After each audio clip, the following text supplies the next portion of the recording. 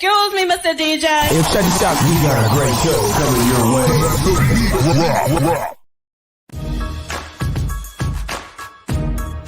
From the ECSI Sports Studios, it's the Midday Market Report with Jeff Dawson.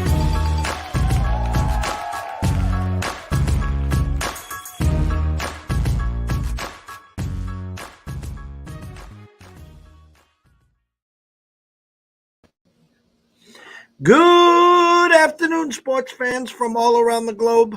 I am your host, Jeff Dawson, East Coast Sports Investors. This is your Midday Market Report for October 21st, Friday. Yes, the weekend's here. Yes, last night was the sports equinox with NBA, NHL, NCAF, NFL, playoff baseball. Five. But today, the Midday Market Report, we are blessed here at ECSI. A good friend of ECSI and myself, when he taps on the mic and says, "Hey, Jeff, there's a big UFC card on this week. I need to get on. Let's talk some shop. Let's get some winners to the people because we're here for the people. We want to see people cashing tickets all over the planet. You know, we're here to provide education. We leave the entertainment to that four-letter word on that other station or the three-letter word on that station. But here today, here at ECSI, the real four-letter word, we're going to bring on a special guest, a good friend of mine, the one and only Mr. Zayd Hussein. Hey, what's going on, Jeff? How you doing? I'm doing great. How are you?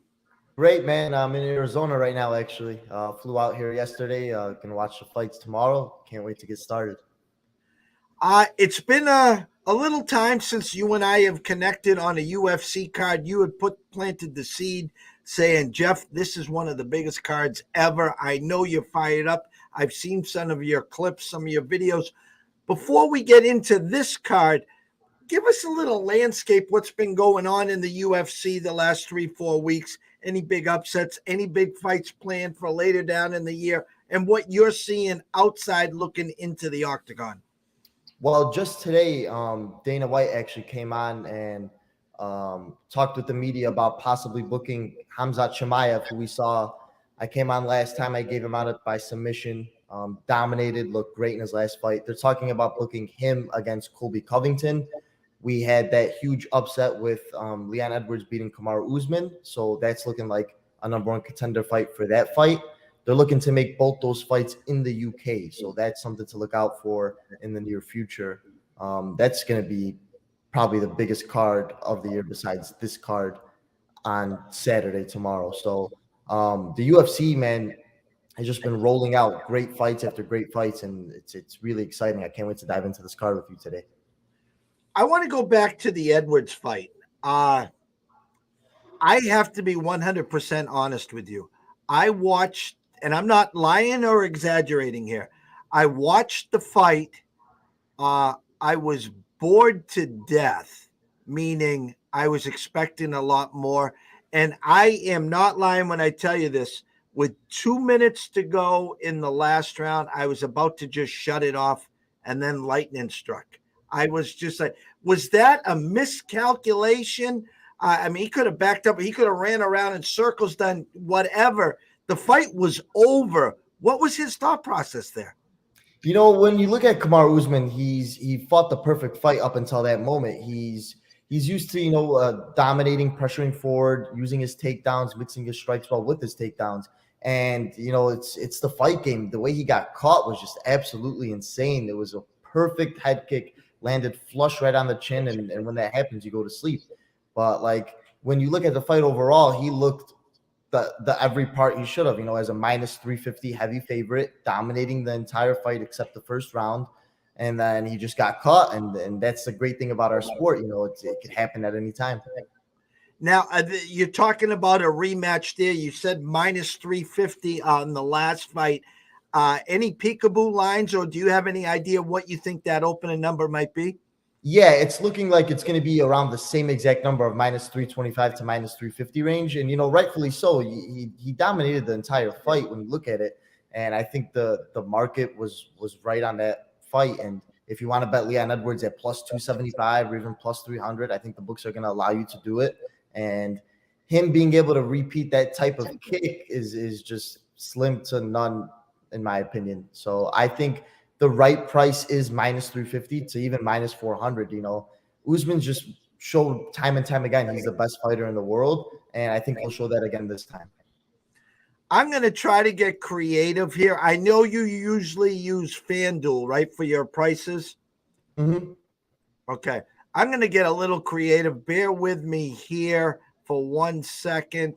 I am going to see if I'm going to pull up DraftKings, and I'll give them a little plug here, and Julian Edlow and all you guys here. I'm going to see if I can pull that up and follow along with you. All right. So I have some odds here. We got some other props and stuff. This is where you take over. The card is yours. The octagon's yours. You just take it away. Yeah. So this is a card that has so many different, great fights. I mean, you look at Muhammad Mokaev, which is right on the screen, facing off against Malcolm Gordon. Huge favorite coming into this fight. Dominated almost every fighter he's faced in the past. The line on that fight is something obviously you can't bet straight up. If you're looking to bet him, you obviously got to bet him by finish, which I think will come. But I mean, overall, these prices on prospects this high is just something that I'm staying away from. My best bet, if you look at, comes with the main event, to be honest with you, which is Islam Makhachev versus Charles Oliveira. I think we could start there. And you look at that fight, Makhachev opened up. People don't realize there's a minus 310 heavy betting favorite. And you've seen so much Charles Oliveira love over the last couple of weeks. I mean, even the whole month, everybody just betting Oliveira at plus money. And the line has gotten down to around minus 180, I want to say, if that's correct on DraftKings.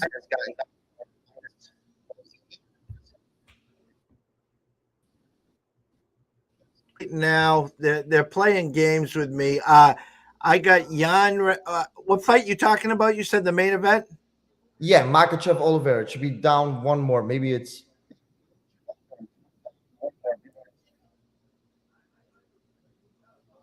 Yep, there right it is. There. So right now we have Makhachev minus 190. Yeah. So we saw him open up at minus 310. He got, so much money came in on Oliveira. Makhachev at one point was minus 155. Now, money's probably starting to even out a little bit. They moved Makhachev back to minus 190 range. I think you could get him around 185 on FanDuel. Makhachev's going to finish this fight, I think, in the third or fourth round. This is a fight that's not going to go the distance. When you look at the line to go the distance, I believe it's sitting at around minus 480. This fight's going to be decided, I think, in between the first and second round. You're going to know right away who the winner is going to be. We see Charles Oliveira in the past as a pressure fighter, marching forward, throwing kicks, knees, punches. He's not going to be able to do that in this type of fight. Islam Makhachev is a fighter that will be able to take you down. The level of wrestling that Charles Oliveira's faced in the past against guys like Kevin Lee and, Paul Felder and Ricardo Lamas, it's nowhere near the level of Islam Makhachev. And you see his recent performances against guys like Dustin Poirier and Michael Chandler. All these fighters are not great grapplers. I would say just great matchups for him. But when you look on the Makhachev side, he's dominated every single fighter he's faced in the past, and his wrestling has just overwhelmed people. I think we're going to see that again here. I think he tires him out in the first and second rounds and get to finish maybe in the third or fourth round, the latest. So if I'm betting this fight, I would rather take Makhachev inside the distance at, I think it was plus 100 right now, rather than laying the minus 190 chalk on him. Okay. Because to be honest with you, I mean, it's generally viewed that this fight's not going to go the distance. It's going to be a fast-paced fight, I believe. And when you look at a fight that's minus 470 to not go the distance, you better take Makhachev inside the distance. Okay. We got that. Next, moving on, we have Bilal Muhammad versus Sean Brady. This is a fight. Muhammad right now sitting at plus 115 on DraftKings. It's a fight that favors Muhammad. I think a lot of people are sleeping on him. In the past, he's cashed as an underdog many different times. We saw him coming off his most recent performance against I'm drawing a blank for 1 second. Vicente Luque. He finished him. He won by unanimous decision. We saw him beat Stephen Wonderboy Thompson. We saw him also defeat Damian Maia. Bilal Muhammad's on a huge win streak, just running through fighters. And now we see him fighting 8th-ranked Sean Brady, who is undefeated 13-0. Brady's known for his grappling, taking people down, drowning them, but he's fighting a guy in Bilal Muhammad that has one of the highest takedown defense percentages in the UFC. Muhammad is not going to be taken down in this fight, I believe. And if he does, he has the ability to get back up to his feet where he will be favored standing. I view Muhammad at a decision bet as the best bet of the week besides my Islam Makhachev bet. I think he's able to defend takedowns. I think he's able to keep this fight standing and win rounds on the feet.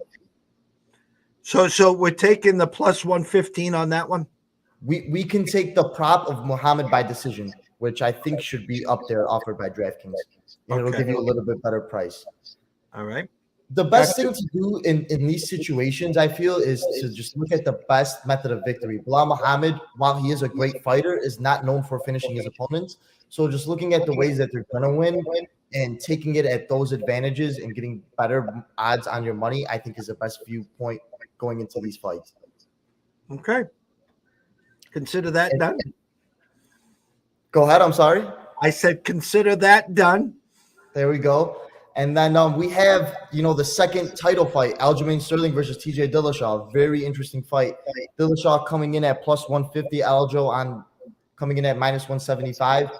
Dillashaw most recently beat Corey Sandhagen, who is viewed as one of the best fighters in the division. Obviously, he came off that 2-year layoff with his suspension for steroids. Going forward in this fight, he won one fight. He had a lot of time off before then, and now he's already fighting for the title. Aljamain Sterling most recently beating Peter Yan, who was the number 1 contender in the world, being able to take him down, win rounds, and ride him out for 3 rounds to secure the unanimous decision victory. Now, moving forward with TJ Dillashaw, I think this is a tougher matchup for Sterling. Dillashaw is a former Division I wrestler. He's going to be able to defend takedowns better than people think. I think he's live on the money line in this fight. If he's able to keep it standing, he's going to land at range. And at plus 150, it's odds I can't pass up. So I like TJ Dillashaw on this side. I think he's able to nullify the grappling of Sterling. Dillashaw's grappling and wrestling is very, very underrated. And people don't realize he can defend takedowns. And if he keeps it standing, it's really an even fight in my book. So I think at plus 150, I like the Dillashaw side, and I think everybody should take that. I have to ask you, I don't consider myself a UFC expert. That's why I always turn to you. I ask you the questions. We bring you on here at ECSI. I do know Dillashaw. I know the story. I know he's a public fan. I guess my initial question to you, outside looking in, is for the average person that sits down on a Saturday night, brings a handful of people over to watch the fights, and Vegas is offering me plus 150 on Dillashaw. Doesn't that sometimes for the novice or the general public look a little too good to be true?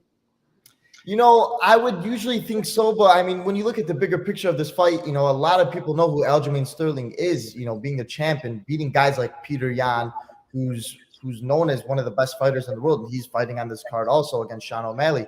But when you look at Dillashaw, you look at the long layoff that he's had, and then obviously he came back against Sandhagen. He looked well, but I think it's just overall he's an aging fighter. This is probably his last shot at the title. Who knows if he doesn't win this fight, he may retire because the path to the title is going to be very hard for him. I think overall at plus 150, people are steering towards Sterling, thinking he's going to be able to beat Dillashaw. Oh, this guy took roids and he has no skill and he cheated. And that's kind of what the public is viewing. But people don't realize that TJ Dillashaw is one of the most skilled fighters in the division. And he's looking to make history by winning the bout, I believe, 3 different times in the bantamweight division. Okay. Dillashaw plus 150 it is. Yes, sir. Now moving on to one of my favorite fights of the card, Peter Yan versus Sean O'Malley. There's so many huge fights on this card. Yan opened up at around minus 400, and Sean O'Malley, obviously loved by the public. Everyone loves Sean O'Malley. They're betting him here, and we've seen now Yan come down to minus 265. I usually don't lay heavy bets like this, heavy juice, I should say, but Peter Yan at minus 265 is too good to pass up in my eyes. Yan is viewed as one of the best boxers in that division. He has great boxing. He has great technique. He can land kicks at range. We've seen Sean O'Malley get butchered with kicks by his leg. You know, he got leg kick finished by Chito Vera. I think overall, Jan's going to be able to take over this fight and just be too much for O'Malley.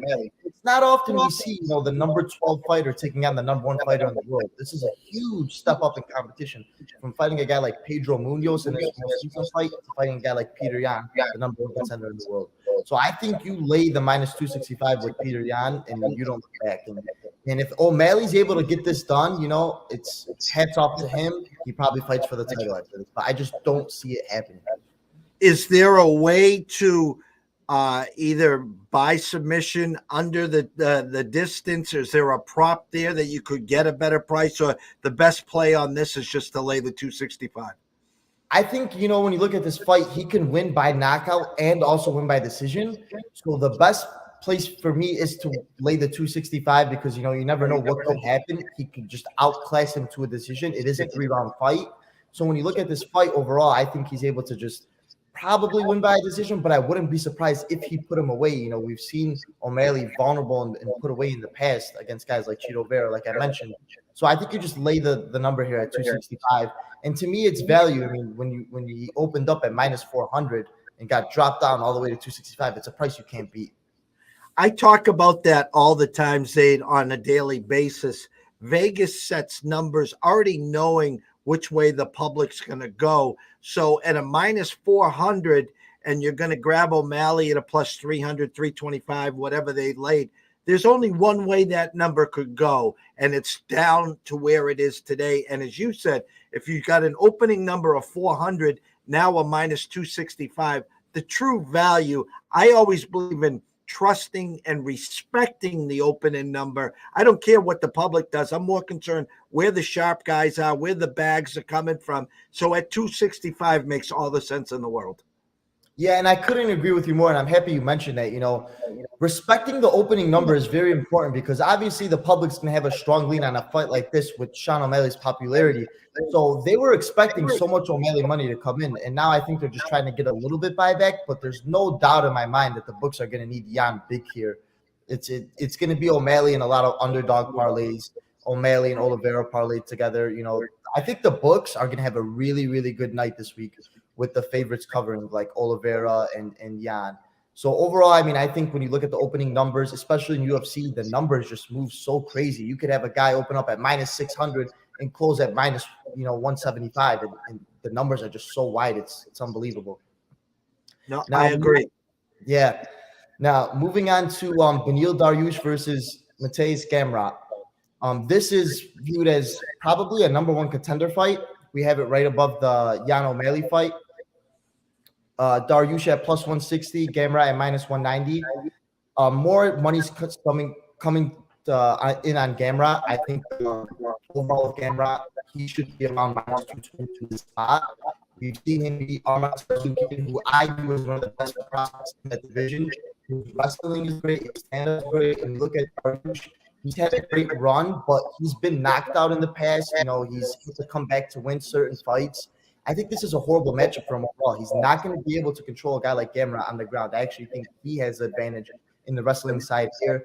I think this is going to lead to their grappling nullifying out and them just taking it up on the feet, where I think Gamrot will dominate overall. And, Dariush, aging veteran, this is probably his last shot at a title, and I think he gets put away in this fight. I would not be surprised if he finish. I like Gamrot at minus 190. I think he's going to close at around minus 220 coming into tomorrow. So I think that's a number that you want to look at. If you are betting, you want to parlay something, you could do a parlay of like Gamrot and Yan, get your odds down. Those are 2 fighters I really do not see losing on this card. So like a mini parlay of Gamrot, Yan. I haven't parlayed a lot in the past. I honestly don't think it's good to parlay, but with UFC favorites like this, you could do a Gamrot, Yan, and Makhachev parlay, and you could get that plus money. And I think these type of bets are great bets to put together to get better bang for your buck. I agree. Now, when you look at this card, what's your favorite fight? Is there anything you're looking forward to the most? I mean, obviously the main event. I listen a lot. I try to grab as much information from, respected experts as yourself, a few other people out in the Twitter sphere, make some calls out to Vegas to a few of the guys working behind the desk, try to get as much information as I can and follow these numbers that are moving. Again, you nailed the Jan thing for me. That was an eye opener. Again, a minus 400 to a minus 265. All the buzz all week, as you started earlier in the show, about Oliveira.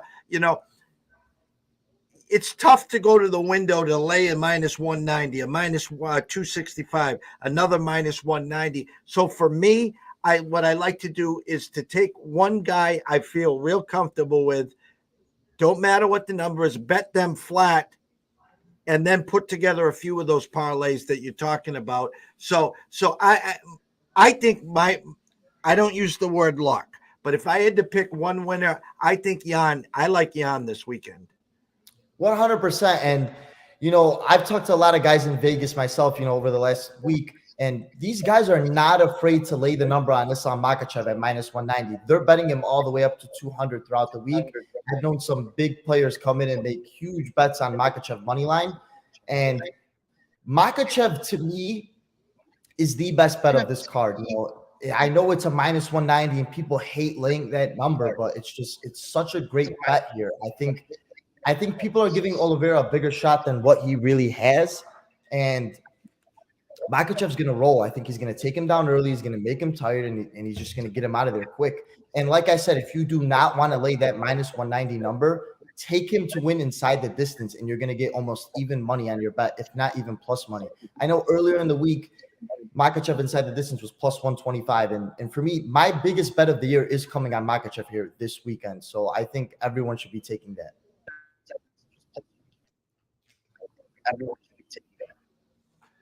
I'm trying to see if we can pull this up for one more, because I'm going to throw you a soft lob if I can get the odds.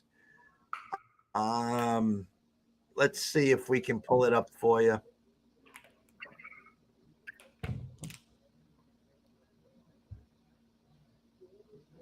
The internet is a crazy thing, sir. 100%. No, she's not coming up. I guess what I wanted to ask you, big card, huge slate.